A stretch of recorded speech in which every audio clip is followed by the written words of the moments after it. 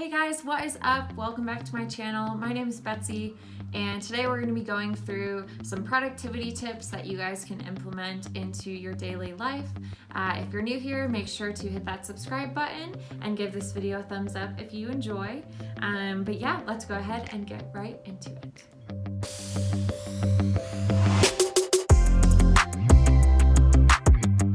So tip number one is an app that I like to use to keep me off my phone.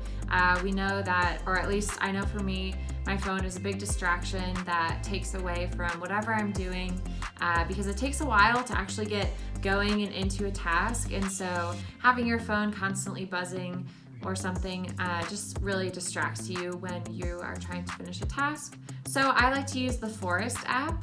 This is an app that you can download. I don't think it's free.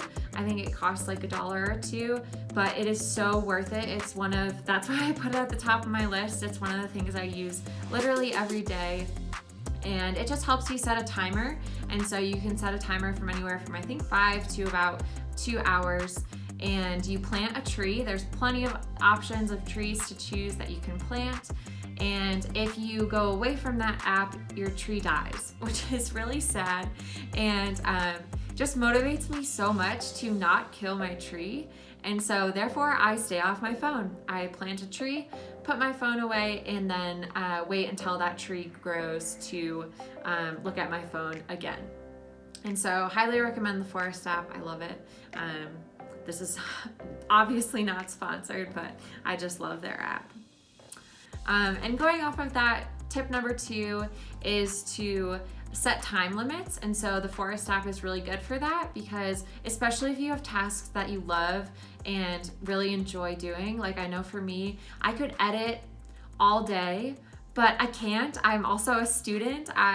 For those of you who don't know, I'm a PhD student at Northern Arizona University, and so YouTube is not my main gig. I have to do other stuff. I'm a teacher, I do research, and I'm also taking classes, so I unfortunately can't edit all day. So that's one task that I definitely have to set time limits for, or else I will go for 2 or 3 hours and then realize my day is gone.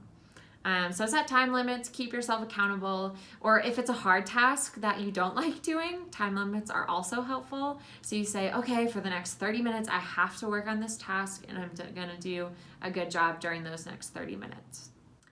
Tip number 3 is to have scheduled breaks worked into your workday. And so I know personally a lot of the times I like to work my breaks around when I have to eat or when I need something to drink or something like that. And so I'll take a break around 10 o'clock to have a snack or another cup of coffee.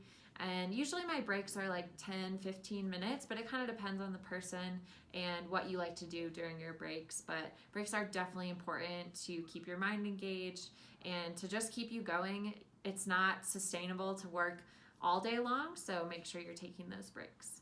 So number 4 is to-do lists.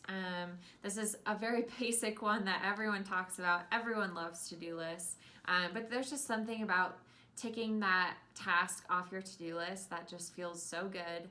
And so I know personally what I like to do is make like a master to-do list. So I just literally, the second something comes into my head, even if it's as small as like sweeping the floor, I will write it on my master to-do list so that each day I can go through and pull from that master to-do list to put on my daily schedule. And I like to use a planner personally. I was for a while doing bullet journaling. I veered away from that for this semester just because I knew it was going to be a crazy semester juggling online teaching and classes. And so I went with a planner and I got this Faith and Focus planner from christianplanner.com. I am obsessed with this planner. It only goes through 3 months at a time because it really, really gives you a lot of space to plan out your time. And so I love it. It has like a full 2-page spread for each day. It gives you a ton of place to write tasks. You can time block and just kind of, do a whole bunch of stuff. Highly recommend, especially if you're a Christian. It gives you place to write down morning prayers and as well as like sermon notes on a Sunday. So can't recommend this enough. It's a great planner. So yeah, that's to-do lists. They're really helpful. And again, the more to-do lists you have, the more you just get to cross those tasks off. So sometimes I even make like little sticky notes. It's a problem. I just love crossing things off. So number 5 is kind of like a personal preference, but I just love natural lighting. I find that I work so much better when I have a window by me that I can either open up and kind of get the breeze, or just have the shades open and get all that natural light. I don't know why, it just helps me work better. I even like rate my coffee shops based on how many windows they have, and because to me, the more windows, the better the space is for getting work done. But again, that's kind of more like a personal preference. Number 6 seems kind of silly, but it's really helped me, and that's make sure you have a positive attitude towards the tasks that you're doing. And so if you go into something thinking, oh, I'm like dreading this, I don't want to do it, number 1, you'll probably get more distracted during the task because you don't want to do it. And number 2, it just like makes the whole time not enjoyable. So really just try to work on reframing your state of mind and making yourself enjoy each thing that you have to do. I'm really trying this semester, even though it's not how I was expecting it with all the online stuff, I'm just trying to have a good attitude and be thankful that I still get to get an education, even though it may be a little different than I was expecting. So just try to have a good attitude. It definitely helps get things done in a more reasonable amount of time. Number 7 is to set mini goals for yourself. And so again, the more things you have on your to-do list, the more you get to check off. And so breaking down, especially when it's really large tasks like writing a paper or studying for a huge exam, breaking that down into more subsections and little things like, okay, today I'm going to write just the introduction of my paper or something like that. That helps just kind of, number 1, get you started, because sometimes when tasks are so big, they're just like daunting just to even start. And so having those mini goals, again, just helps. And kind of you have to figure out how long different things take you, and that will help you sort of break down bigger tasks into smaller pieces. So number 8 and number 9 kind of go hand in hand. Number 8 is to set deadlines for yourself if there are no deadlines that currently exist. And then number 9 is to tell someone about those deadlines that will hold you accountable, and just make sure you're meeting them even though they don't actually exist. So what I mean by this is in my personal life, and because I'm a graduate student, not many people know what a PhD looks like, but there's not a lot of deadlines. You can take 10 years to do your PhD if you want to. That is not on my life plan. So we are trying to do this in 3 or 4 at the most. So I definitely set deadlines for myself. Usually the person I tell is my advisor.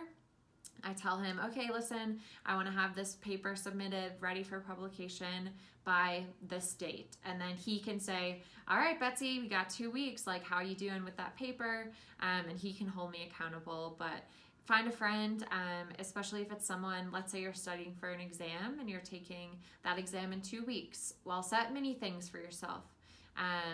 And just give yourself, okay, by tomorrow I'm going to have this memorized or something like that. It just really helps, and it helps you kind of avoid that issue of procrastination, even though I still procrastinate, but we try to use these things to help prevent that.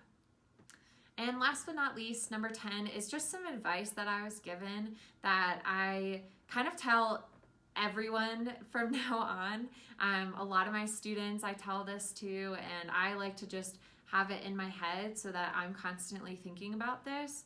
And that was given to me by my advisor when I started grad school, and he suggested do something every day to work towards your goals.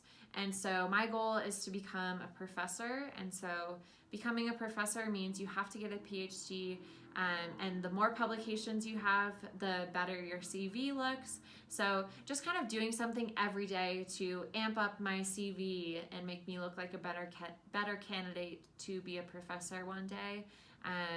That's just really helped me, even if it's literally 10-15 minutes of me doing something really small. At least I know that I'm still working towards that goal to make myself the best possible candidate to get a job in the future.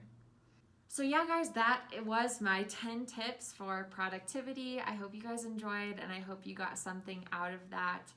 Let me know in the comments down below what's some stuff you guys do to stay productive. And don't forget to hit that subscribe button and give this video a thumbs up if you enjoyed. I love making videos for you guys, and literally any single solitary view makes me so happy. So I appreciate you guys and thank you for sticking around this whole time. But yeah, guys, I will see you in the next video. Bye, guys.